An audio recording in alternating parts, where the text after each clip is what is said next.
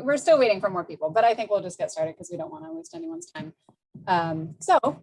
Hi, I'm Eliza Leon-Jones. I am the wellness manager and registered dietitian with Restaurant Associates. We provide the food service on the HMS campus. And our chef, I'll let him introduce himself. Hi, I am Rahul. I'm the executive chef on the campus, overlooking the operation of the food operation on both the cafes, that is the Elements and the Courtyard, and running this virtual teaching kitchen with Eliza. So welcome.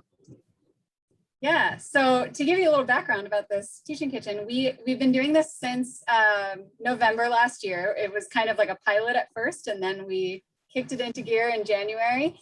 And we're doing these classes once per month. And each time we have a different topic. So past topics have included the Harvard Healthy Eating Plate, which we do, talk about that throughout all of the classes. We also have, what were the other ones? We did like in the fall, in November, we did like some seasonal, Thanksgiving special healthy dishes that you can make. So we try to introduce different topics, keep it interesting for everybody. And if any of you think of any things you would like to learn about, any topics, then please, say them in the chat, or you can email me. You have my email from sending you this invite. So a few things first, specific to Zoom. We are recording this, just a heads up. And also we ask that you keep yourself on mute unless you have a question, or you can also use the chat function, which may be easier with more people. And I'm not in my kitchen, even though you're fooled by my background. I'm at my computer, so I can check my chat. I'll check, whenever anyone has any questions. We also have a few different camera views here, which you may have noticed already. I'm going to show you. You should now be seeing Chef Rahul here, spotlighted for you all. And then I will show you this other view. So this is the overhead view looking down at Rahul's hands and his cutting board and all of his ingredients. So I'll kind of be switching back and forth between these. I'm going to replace it with myself. We just had another person join. Oh, David's here. Good. Hi, David. Okay, so we got the camera views, and just so you know up front, we're just going to give you some background info about why we chose this recipe and some other information. So if you need time to continue gathering your ingredients, help yourself. And for those of you that are not cooking along, no worries. You have the recipe. I attached it in the invite. If you need it again, just let me know. I'll send it to you. But this is a super easy, we hope that by following along with this without cooking, that you'll be inspired to make this very easy recipe with whatever leftovers you have in your home. So this virtual teaching kitchen, or VTK as we call it, is meant to encourage you all and empower you all to cook more often, to spend more time in your kitchen. And we focus on really exciting, fun, new recipes and different cultures, different ingredients that you may not have tried before, or maybe not have prepared them in this particular way. And we also talk about, of course, I have to throw in nutrition things in there. We also talk about sustainability, which sustainability is our topic for today. And we, let's see, once every month, the fourth Wednesday of the month is when we do this virtual teaching kitchen. And we are focused on sustainability today. Sorry, I'm checking my notes to make sure I don't miss anything. We're focused on sustainability today because today is Stop Food Waste Day. So with this particular recipe, we chose it for a reason. So we're making fried rice because, number one, it's a one-pan meal, which means it's much easier. You don't use as much energy to have your oven on and your stove on and multiple things going at once. There are fewer dishes to wash, so you're wasting less water. So it's sustainable and easy. We also are repurposing leftovers. So for those of you that purchased ingredients from us, we gave you a container of some veggies that we already had cooked. But if you're making this at home and you have any leftover veggies hanging around, you don't have to use the veggies that we specified in the recipe. We want you to use up whatever you have to reduce your food waste. There are some specific ingredients, though, that are pretty important for making a fried rice, which Rahul will touch on when we get there. We also wanted to touch on the Harvard Healthy Eating Plate, which hopefully you all are familiar with the way that looks. half of the plate is mostly vegetables, a little bit of fruit, and there's whole grains in 1/4 and protein in another quarter. And this dish, although it's all mixed together, this is a great example of that. We've got whole grain or some type of grain. In this one, we're keeping a little more true to the traditional fried rice by using a white basmati rice, but you can use any grain you have. The veggies, the ratio of rice to veggies is 50-50. So the veggies are taking up a lot of this meal. We actually probably are like 60-40 or something like that. And we have egg, so there's extra protein added in there. And again, whatever you have hanging around, if you have chicken in your fridge, if you have, farro or some other kind of grain, use whatever you have. And maybe it won't be like a traditional fried rice, but it will be delicious, and it will, make up lots of, it'll be a composed dish that has a well-rounded nutrient profile. That's what we want. So let's see. I'm going to go back to gallery view first. I want to ask how many of you are cooking along? I think Shogo, Jasmine, David. Anybody else cooking along? No? All right, so we've got 3. That's great. So with those of you cooking along, we're going to make sure you're keeping pace with us. Let us know if we're going too fast, but we will not move on until you're ready. So we've got some learning objectives. So the culinary learning objectives for today. One is that we want you to understand how to make a classic fried rice, which Rahul will explain. And we also want to show you, which again, those of you that purchased some ingredients from us, you received some whole ingredients. That's because we're going to be walking you through how to cut up some of these ingredients. So if you've already cut these things at home, no worries. And if you're not cooking along with us, keep these tips in mind for ways to cut a pepper and broccoli and ginger to reduce the amount of waste, which is always the goal. So another couple of things that we'll be throwing in throughout this class, we're going to be talking about different foods, their carbon footprint of different foods, and also other ways to reduce your food waste throughout the class. So with that, I will pass it along to Chef Rahul, and I will spotlight his video. Oh, and so I'm spotlighting to show his video up front, but you can always click the 3 dots in the top corner of whichever video you would like to look at. I'll be flipping back and forth between the overhead view and Rahul and myself, but if you'd like to pin one of them for yourself, you can. So I'll pass it to Rahul to talk about food safety, the plan of work, and to get into the recipe. Hello, everyone. Thanks for joining. So now we'll begin with our recipe, and we'll proceed step by step, and we'll break it down such that we are ready at the right time and all the ingredients are prepared properly. So first, to begin with, is safety. Very first. So we'll be using knife, and we have to be careful that we don't injure ourselves with that. And also that we'll be cooking here on a stove that will involve heat. So have some oven mitts or some stuff like that ready to be to grab any hot ingredients in time. So slowly we'll proceed. As we proceed, we're going to talk about what ingredients we have here. Then we're going to talk a little bit about a plan of work. So how do we organize ourselves and to achieve this dish completed in time and in a orderly manner. Then other thing is also we're going to talk a little bit about the history, the ingredients, and so on as we go through cooking, right?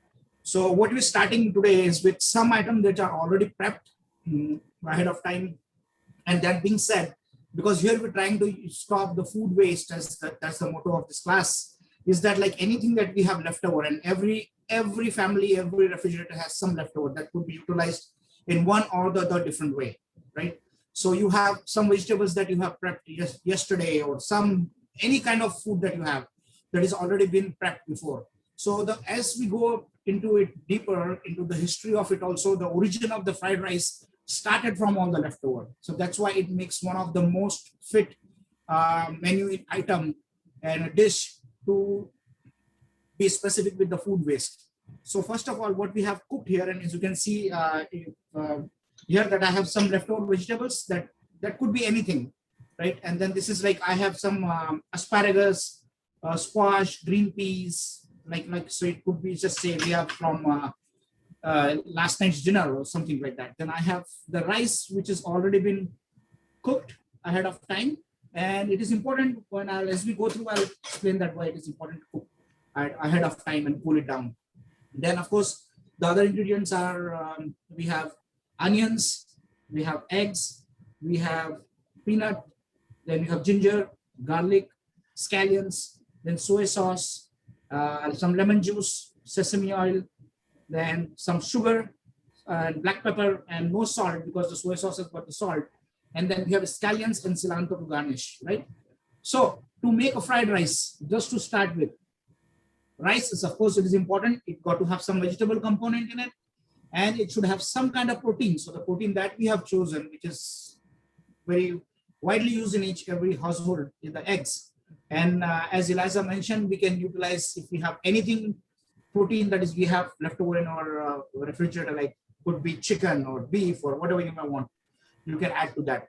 But the very, very important item, as we said, that as important as the rice, the ginger and the garlic and the scallion, they provide the main flavor to that. And also sesame oil and soy sauce. So this is the basic fried rice. And then you can keep on adding items to that. And you just keep a nice ratio, and you make sure that the rice is not overcooked, the rice is not too wet, and it's all good to go. And fried rice being one of the very classic and the most desired dish all over the world. Some places, like say in the Southeast Asia, like Malaysia and Indonesia, their national dishes based on fried rice, although they call it different names, but they are basically same. So now fried rice originated in China, in the Orients, and that was like about 800 or 900 years ago, when there were some grains left over from one night before dinner or from the lunch. So that was recycled with addition of more ingredients to that to make a hearty dish. And this hearty dish could be eaten as by main course by itself. That's why it makes it one pot dish.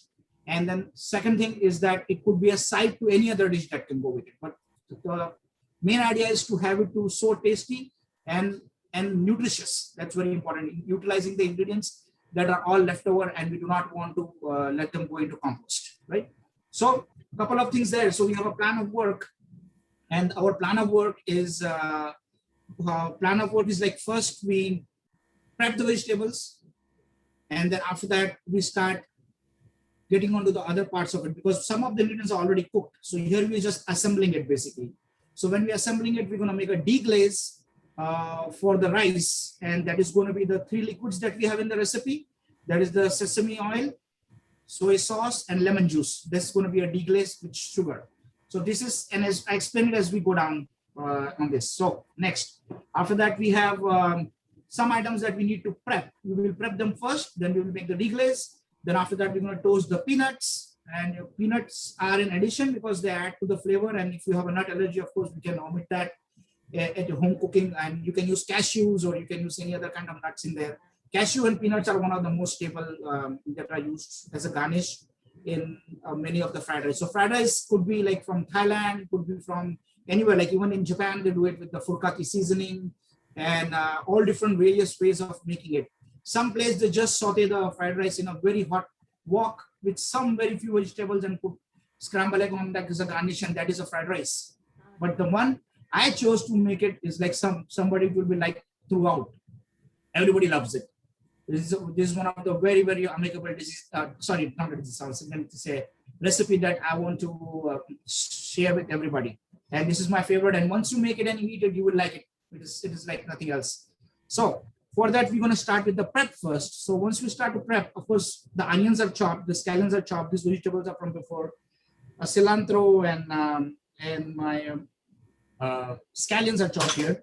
So now what I'm going to do is like first demo to do a couple of different things. In that, first is ginger. This ginger is very important ingredients in this, and we all use it. We see it in the supermarket, but there are a couple of ways to peel it and work it out. So it's like so we're getting into the prep now. So I usually take a spoon, could be a plastic spoon or steel spoon, and just scrape it.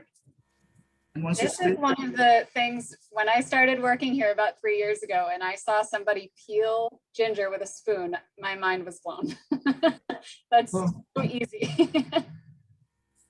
So we scrape it like this, as you see, very simple. You have to be patient and just pull it all through and then work all the way around. And we discard this. This is our, this can go in the compost. The skin has to be composted. Then after that, what we do is we take a small knife or a large knife. However, be careful not to cut yourself, and we take the knots out and we clean them separately and we utilize them because nothing goes waste except the skin. Right. So this will get cleaned up and used, or we have secondary use for this. Now, easy way to do it is like it's a round vegetable and it rolls. Whenever it rolls, there's a danger because when you try to cut it and if it rolls, it takes your finger under the knife edge. So what we do, we make a flat first. We make a flat, maybe 2 times. So now it's stable. Now it's not going to roll anywhere. It's pretty stable. And then we're going to go and slice it first. So we have a question. We have a question, Rahul. Yeah. Somebody didn't have time to buy fresh ginger, but she has powdered. So what would be the equivalent, do you think? Well, you can use it, but you put it in the later part of the recipe. Because generally, what will happen, because the powdered ginger is in a powdered form, so it may burn very quick with the heat, so that we put it down the recipe, because this is going to go first in the recipe because it's fresh. It has got a lot of water content in it that need to be sauteed and everything. But the powdered ginger, we may add like up when everything is sauteed, and that time we add it. Because if we add it too early, it's going to get burnt and it's going to get bitter. Very, very important. Okay. So ginger is so ginger, if you chop it, you can even freeze it in your fridge. So now not everybody use ginger. Like you buy a 1 pound ginger, you're not going to consume it in like 1 week. So generally, it's a good technique at home is to have the ginger. You buy the ginger, you chop it up, and after that you store in small containers, and then you put it in the freezer. So next time when you want to cook, you can pull it out and only how much you need. So you don't have to throw a whole bulk of it, but portion by portion. So now once we have sliced the ginger, because now why are we slicing it? Because ginger is stringy. It has got strings in it, and you don't want that strings to be in your teeth when you're eating it. So what we do is like first, the simple way, if you're doing it at home, you just make matchsticks out of it, right here. And then after matchstick, we just go and dice it up, small dice, and then, so this is one way to do it, right? Now, so if anybody chopping the ginger there, then peel it, and who is cooking along, so you can peel it and then chop it up. And then what I do is like I usually I shingle this up like how it is, like so, let it lay on each other, and then I put a pressure here, and then I go and slice it. Just keep going straight, and you would make the matchsticks first,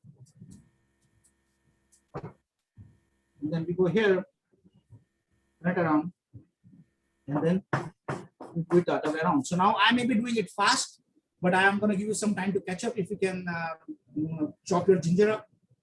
So meanwhile, I'll keep chopping it, and if you need more time, please let me know. So I will wait for the next step. Okay. This shingling them, as Rahul said, and cutting them into matchsticks like that. This is like such a great culinary trick for kitchens when they're cooking huge volumes of food really quickly. You don't need to slice it, then cut each slice into strips. You can just lay them on top of each other like that off to the side, and you can have good control with your knife at the same time that you're cutting it really quickly.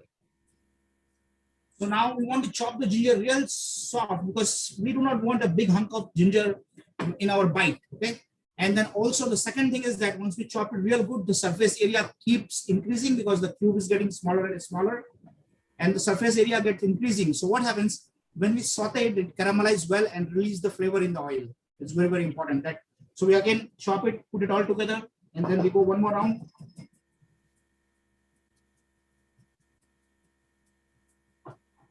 So once you have reached this much, and we are all good to go. Okay. So this is our chopped ginger, and we're gonna keep it with this. How are you all doing, those of you that are cutting the ginger? Good to go?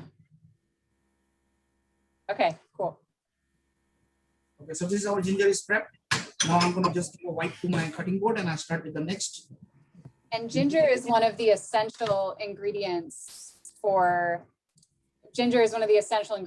fried rice, along with the garlic and the scallions. Those three together are considered the aromatics. These are three ingredients that you find very often in East Asian food, and really food all around the world. Garlic is in everything, you know. Ginger and scallions are more like East Asian, but these are incredibly helpful in developing the flavor of the food. Okay, so if you are caught up, I'm going to get on to the peppers, and again we're going to have the emphasis on the stop food waste. And many places people cut the peppers, throw the ends out, excessively trimming it, and that is not required. So the easiest way to do a pepper, well, this is a beautiful bell pepper, and we have to maximize on how we can turn it into a nutritious food. Okay, so for this, usually I take the knife and I go here and I take a ring off like this. So as you can see, and still it is going through, right? And it's going to take out the top. So you see, we just took out the top ring off. So far this is for the compost, and then we go to the other end and we see the other end here, and we do the same thing and we keep it. Now this is not discard, this is going to be utilized. Then we open the pepper up. So to open, we make a slit like this, okay? And then now we glide through it like this way. So you can see, like I'm just going and taking the ribs out, okay? And that's it here. So this is the only thing that is going to get composted. So this is composted. And again, this, if you have a lot of it left over, you can throw it inside hot water and make a stock out of it. And this stock could be utilized in making rice or anything else, because it's a flavored liquid, which will have the nutrition even from this. Okay, so nothing goes waste, right?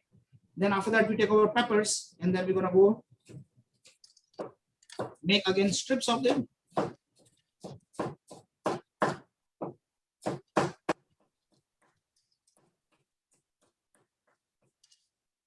And we put all the strips together, line them up very nice, like this way, and then we go and make small cubes. So those are called the brunoise, right?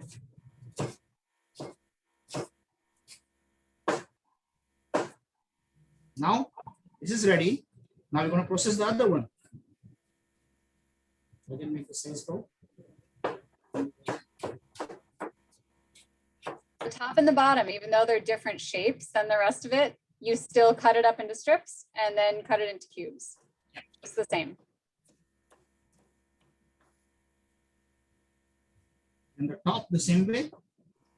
Rahul, why is it that you cut out the white inner part, the pith of the... Well, those are called the ribs, and then usually in culinary world, they usually take it out because they are used. If you're making a roast pepper, you will utilize the entire pepper, and the only thing that discarded is the seeds, and then if there is a green top on top, the crown.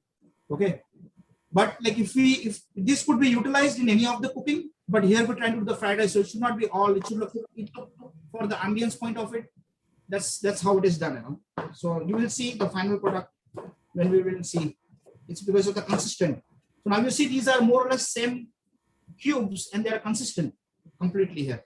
So it's like nicely cut up. See. So yeah, this adds the color to us, to our dish, and then we're gonna store it and then put it away, and then. So with the, cutting up an entire pepper for this recipe, we probably won't use all of it. So whatever we don't use, we just put it aside. And Rahul, how long will this keep in the fridge? So it should keep fresh for 3 days. After that, it start watering out. After 3 days, it start bleeding, and then it spoil after that. So, but still, again, freezing is not recommended, but that could be another way to conserve it. That's the way. And pepper could be utilized anywhere, because not only for the taste, the peppery taste, and the little sour taste on that, it also adds the color to it. And the more the color, the more nutritious it is. Then the next ingredient. So if you are finished with that, cutting that up, I can proceed to the next. That is broccoli. And broccoli, what happens is, like, if you see by mass, by weight, so the florets are like 30% to 40% that is. So usually the restaurants, they cut it right here and this part get discarded. This part get discarded. Even if you go to a regular store or if you buy the frozen broccoli, the florets are no bigger than this, no bigger than this. So this piece is always discarded, you know, right? Which is very wrong because it has got the same nutritional value in that as anything else, but it's a shame to discard all of that. So this is another thing that tells us that starved food waste is, that's where it begins. So we're going to cut this broccoli here for now because we process it different ways. So the florets are right here, okay? And then here, if you see, we can just cut it half right here. And then after that, we can just half moon it thin. Yeah. So all of it is utilized and it is very nutritious, as I said. Like, and if you see weight by weight, you are saving more than 30% of the nutrients, nutritious part that was going to go into the compost will be utilized now. You see, it almost looks like any other vegetable that you chop up, right? And the stalk actually has more fiber. It's more concentrated in dietary fiber than the florets are. So, you know, one of the valuable nutrients that you would be throwing away. Broccoli is also an excellent source of vitamin C. So we can all use more vitamin C for immunity. So this is, you know, it's a shame to throw all of that away. Sometimes people think that it has no flavor or something like that, but it's just the same as any other vegetable. When you cook it with, you know, certain ways you cook it, when you roast it or you add salt and pepper or you add aromatics or all the other ingredients that you add to it, it contributes to a really well-rounded, delicious meal with interesting textures. And it's, yeah, broccoli stock, cauliflower stock, all those things can be used and should be used. So what I also want to add, you will say it is chewy. Yes, it is chewy. But what happens? It is as chewy as large asparagus or a medium-sized asparagus because the bottoms are still chewy and they are discarded for no reason. But generally, in a good restaurant, they peel the bottom 30% of the asparagus such that you don't throw anything and you can still eat it because it's just being peeled because for it being chewy, you know, especially white asparagus. But even you will say that broccoli is still chewy stem. Yes, it is. But if you bite on a whole log, but if you slice it up like this, you see how we have done it. So you don't feel it, you know. And then after that, once you are ingesting it, when you're chewing it, you don't feel nothing out of it. And then we have the florets, so we break them down further. So we separate them, so they add color. And then also the other thing, to make the floret to work them, you don't cut from top. You have to always work them from. So even if you're cutting a cauliflower, you have to start from here at the bottom, and you just go and split it here. Why is that? It is that because it does not separate. It is like you are dividing the stem. You see the division right here. You see this? Yep. So it is like divided into small florets. But however, if I go on top and I don't know where the center is, and if I go and cut it like this, you will not get the right product. You know? So the correct way to do it is cut it like this. It still holds together, and it's still a floret like this. Okay. It's just easier to cut it into consistent sizing if you do it from the bottom. Is that right? Right. Excuse me, can I ask one question? How about this? Yeah, leaves on the, you know. On the broccoli? Yeah. They are edible. You can use them. Okay. Thank you. Thank you. So that being said, if you see broccoli rabe, the Italian broccoli, so it's a long broccoli, it's a wild broccoli with one flower on that, okay? But it has got a long stem and it's got many leaves on it. So we never discard those leaves. They're all edible, okay? Yeah, so now, so this our broccoli got prepped, okay?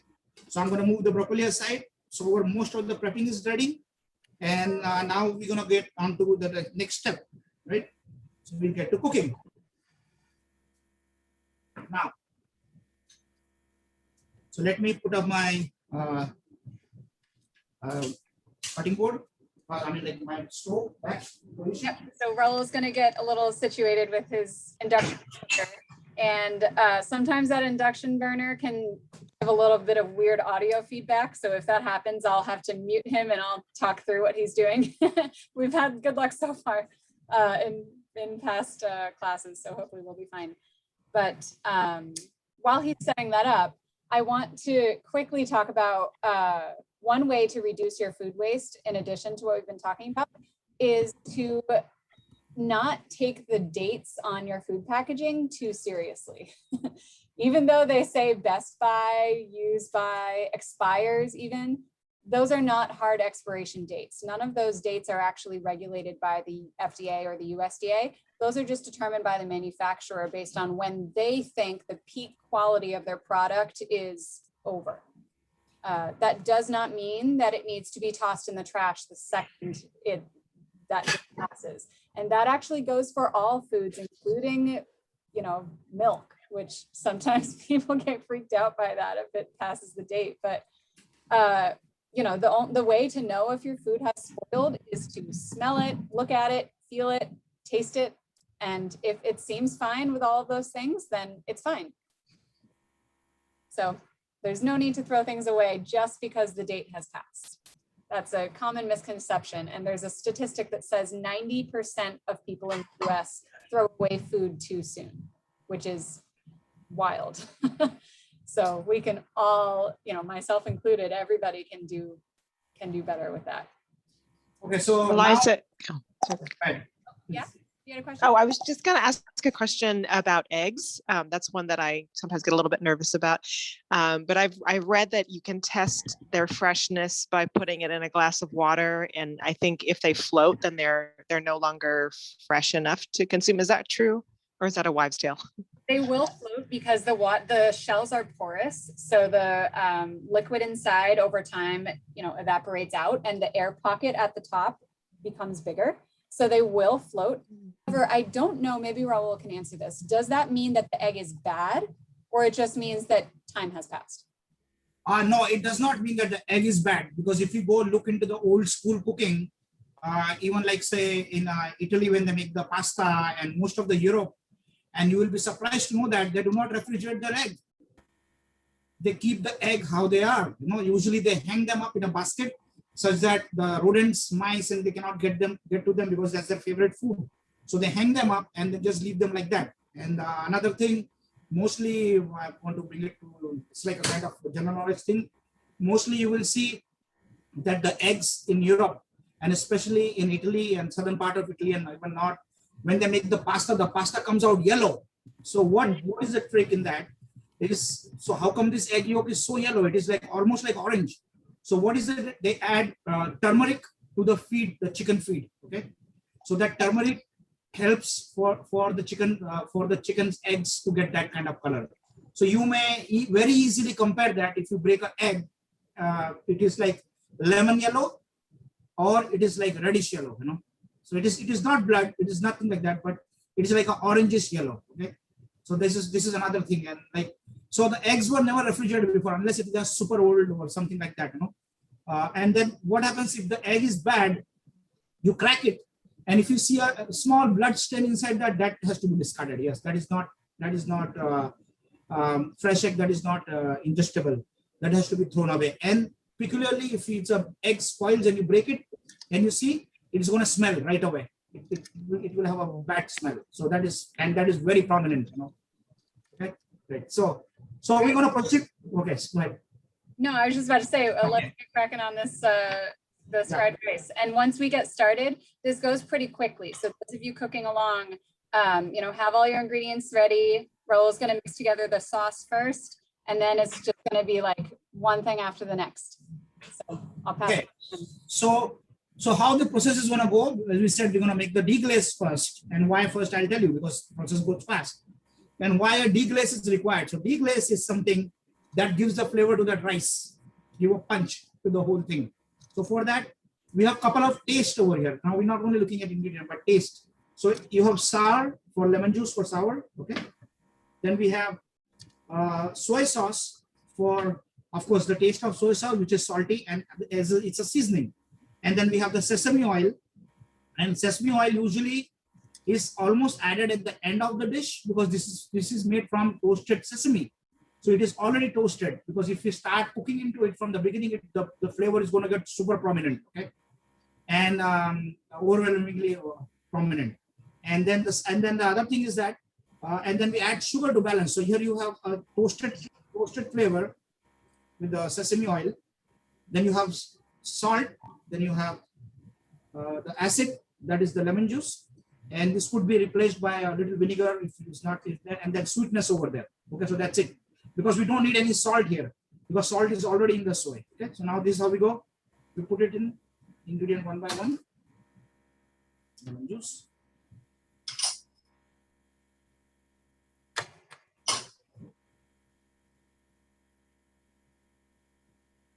Okay.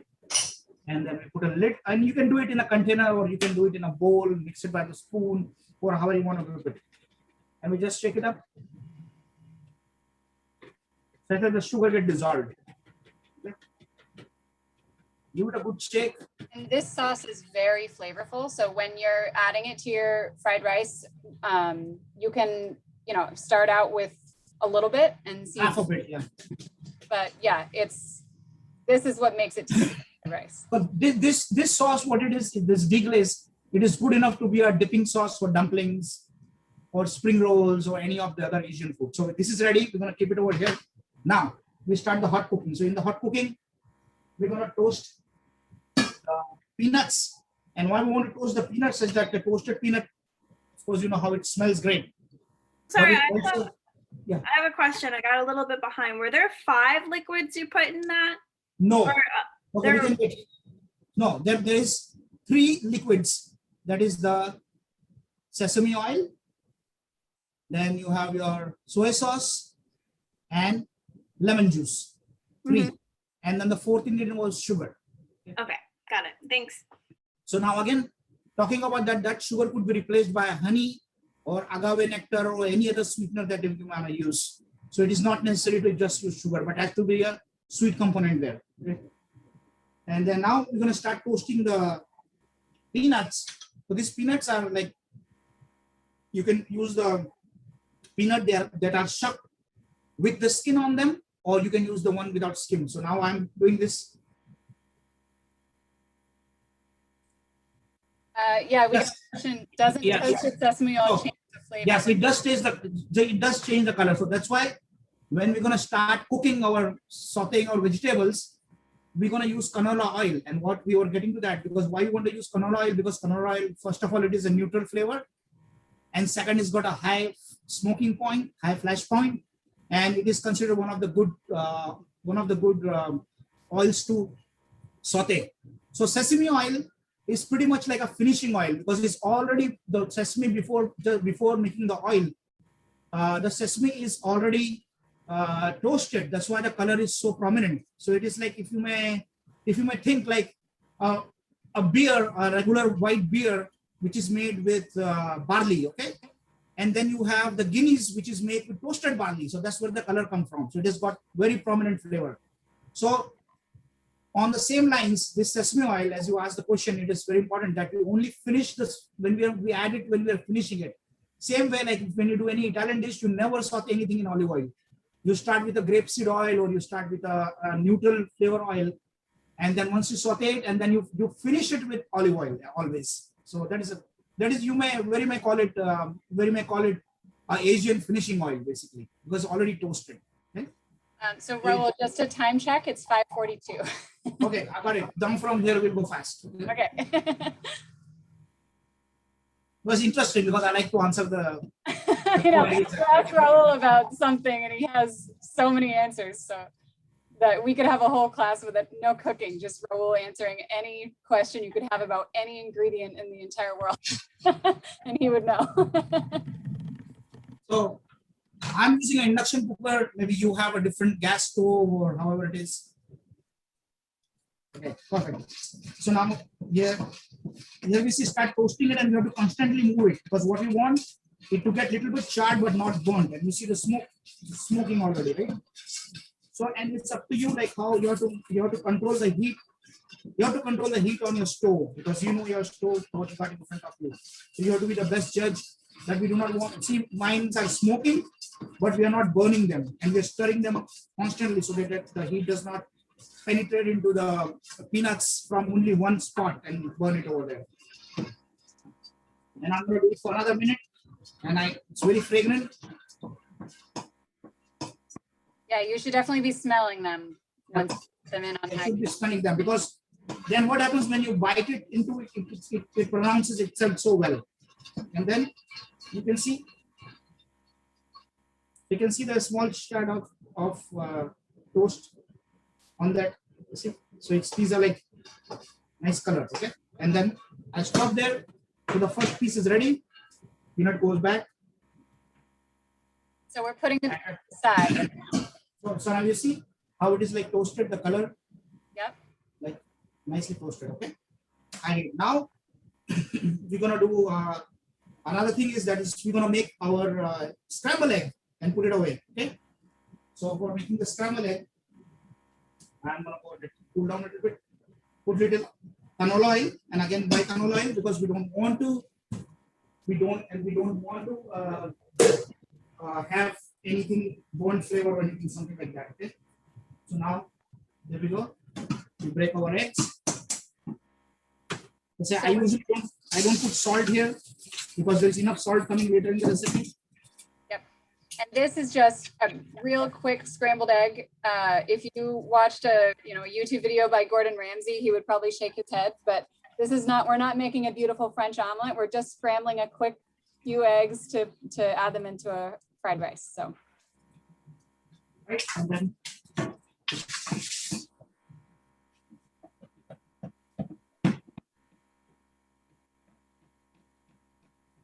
and also with this, it doesn't need to be like fully cooked right now because it will be added back into the hot fried rice later. So it'll be, heated back up and cooked fully at that point.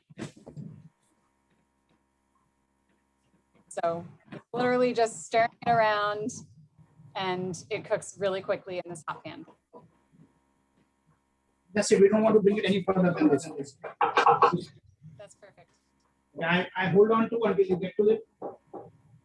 And we did, we said 4 eggs for 4 servings. We're estimating this recipe is about 4 servings. You can do as many eggs or as few eggs as you'd like. You can do some eggs and some other kind of protein. You can add more peanuts or peanuts and cashews, whatever kind of protein you want to add in there. And so at this point, Rahul's scooping out the egg and he's I'm just skipping it and keeping the same tempo that is a 1-pot dish. Yep. So we are not using multiple pots to finish it. So I just clean it, and then there's so much of little of shards of egg over there, and then now we go with oil, and then we're gonna bloom our aromatics now. Okay. all right. So the canola oil is in the pan. Yeah, canola oil. The ginger, garlic, and scallions. Yep. He just scooped out the egg into another container, and now we're back in the same pan again.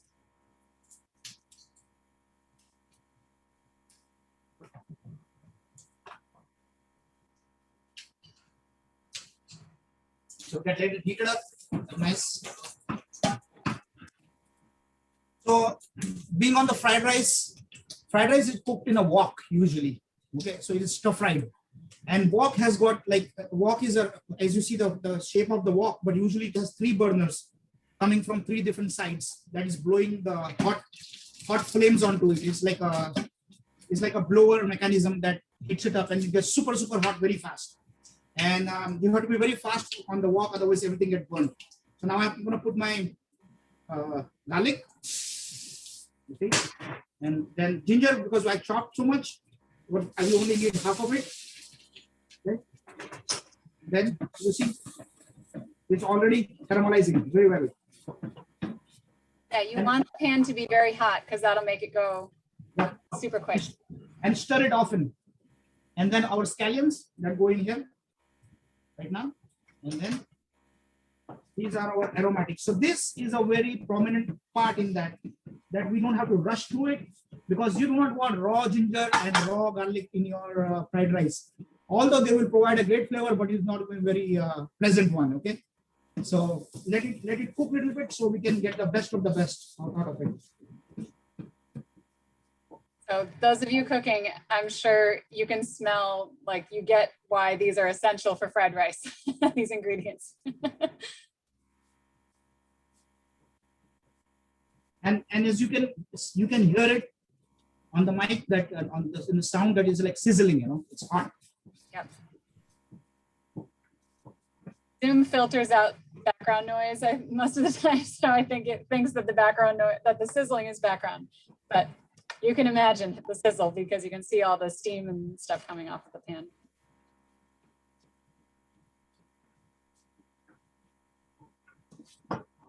So now you see it is slightly caramelized.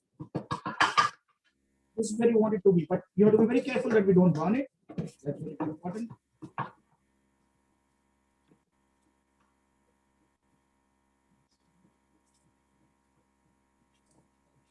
Now it like kind of look like this caramelized, right? See, so I think we'll have a better view. Yep. Awesome. Yeah, it's caramelized and bring the oil out. Now, from here we go into a way that what vegetables are going to take longer to cook. So the only vegetable that is going to take longer to cook is onion. So onion goes in first.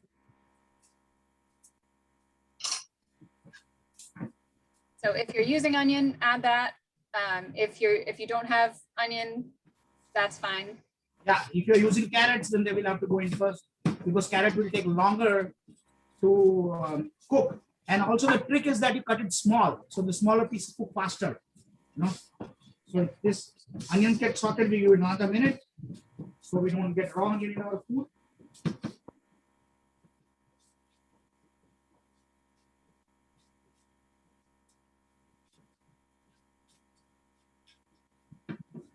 So this we bring it to this sauté. So the onion is kind of turning a little translucent, and that's what you want because the heat has penetrated it and it continues to take the heat and it get cooked further where we want it to be when we are ready.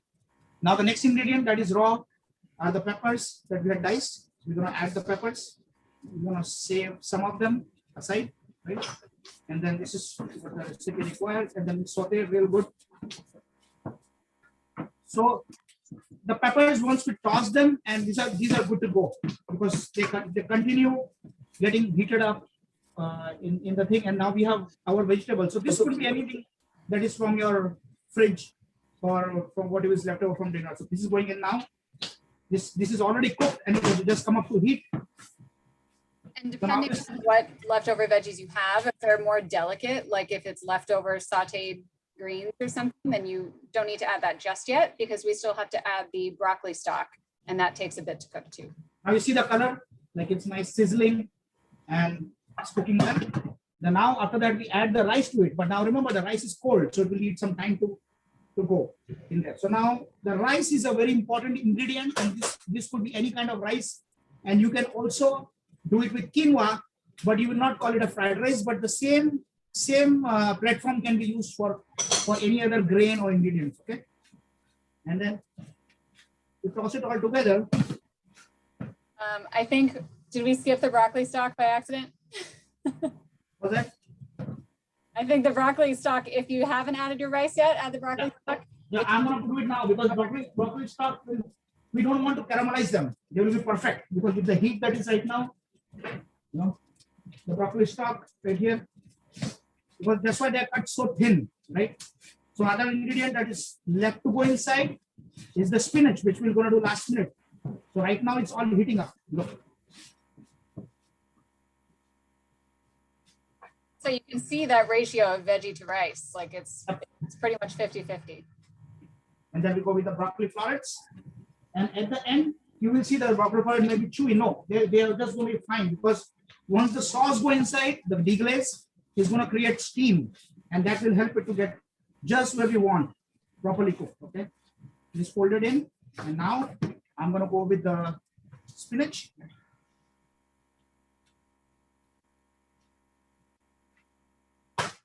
This is 1 cup spinach, and we fold it in.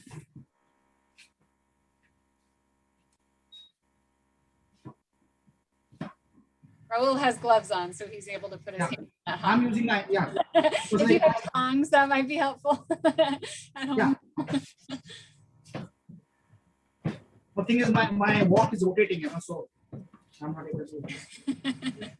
And then this so far we reach here, and then this is our. Yep. Then we have the deglaze sauce, and mix that up one more time before you add it because the sugar may have settled at the bottom.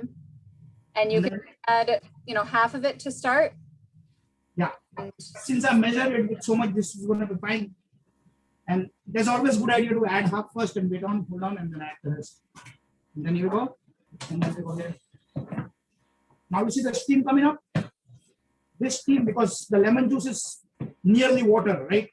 So it's going to evaporate, and it will also make the rice a little wetter. Okay, and you mix it. the sauce, we're kind of interchangeably calling it a deglaze or a sauce, but the concept of a deglaze is that when you've got your pan on high and some of the ingredients are sticking to the bottom and they make that like black stuff stuck to the bottom of your pan, when you use a sauce, a lot of liquid that you add to it, it steams that flavor off the bottom of your pan and mixes it in with the rest. So it deglazes your pan. That's what it's. Another thing is that that's the reason we cook the rice one day ahead, because it is always good to have the rice cooked and air dry a little bit before you put inside the fridge. And if you can leave it open in the fridge is even better, because of the circulating air, it gets more dry and it does not turn into a mush when you add the deglaze or the sauce into it. That's really good, and it heats up gradually there. And this is, we are ready with our fried rice, and then I'm gonna put our eggs in there, and then last final will be the peanuts stuck, and here we go. This is our authentic fried rice ready right here. And then when I'm gonna plate, I'm gonna put the peanuts in there, fold some of this, and we're good to go. So now we're gonna plate it. Okay. And for plating, as we said, it could be your main course or it could be your side. Okay. So for this, I have a plate, a normal plate. It could be done in a bowl, it could be done into anything of any sort. And then we're gonna take good amount of fried rice there. So this will be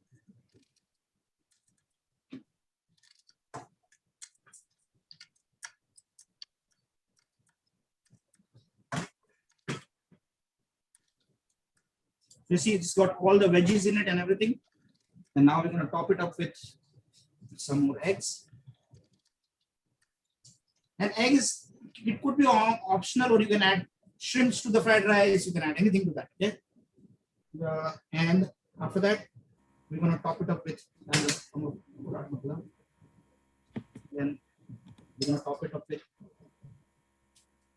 peanuts. How are you all doing at home?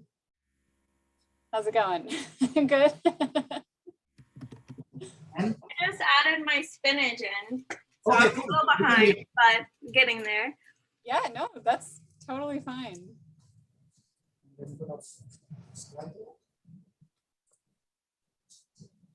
Susan, to answer your questions, make sure I'm answering it correctly. You cook the rice the day before, and then you can like spread it out at room temp to let it cool down, and it will dry out slightly. Then you put it in your fridge, and then, within a few days, then you can use it for your fried rice. Okay. You don't need to dry it before, like immediately before the fried rice. You just dry it after you initially cook it. Does that make sense? Okay. Great. Thank you. Yes, you're welcome. We just air cool it actually, because what happens when we cook the rice in a pot, for example, if you would have cooked rice in this, we take it, we fork it first as usual. That is always the procedure, that you fork the rice so it is fluffy. And then after that, you undo it and you take it out on a plate or 2 plates, or you would div it up such that it is like it cools down faster and it breathes air. That's an idea. So the grain don't have to, the grain is preferred to be a little bit air dried because it's already cooked, but it's supposed to be a little air dried such that when we add the deglaze into it, that balances it off, the dryness. And then you don't have a mushy fried rice. You have a fried rice which is just properly wet. Yep. So we have our plated dish here. Those at home, I hope that yours is finished shortly and you have a delicious, easy dinner with tons of flavor, tons of ingredients. Yeah, Natasha, so I'm doing this from an office like outside the kitchen. And whenever these classes are over, I open up the door to the kitchen and I just get, I smell everything and I can't wait to eat everything that Rahul just cooked. So I'm sorry that you're not here. I'm just gonna taste it We have a lot to share. right there. Good. Perfect. And like adding spice to that, it's up to you how much spice you want to add to that. That's it. Yeah, you can add like black pepper and red pepper flakes or Sriracha. what's that? Sriracha? Yeah. Sriracha is very common. That goes with it. Yeah, you could add sriracha in the deglaze and add like another spicy thing. So any questions from anybody or how's it going? I know you're all Finish and see your dish. Oh wow, that looks great. great. I'm gonna show Looks that. It's like Shoko is finished. Oh, Jasmine. Yeah, Shogo, that's great. Okay. Wow. Have you tried it yet? Taste if you may need to access. Yeah, thank you. Great. Yeah, and this is like, you know, one basic, really basic recipe that you, oh, we got the baby spotlight back. Hi. You like it? She likes it. This is awesome. I love that. Hi. So yeah, this recipe can be modified in so many ways. Whatever you have, this is meant to, you know, reinvigorate your leftovers. So whatever you have, you know, use it. Doesn't have to be traditional, but as long as it's delicious, that's all that matters. So David and Jasmine, I see you're still cooking along. I want to, can you share your progress so far? Are you able to move your laptop? If not, no worries.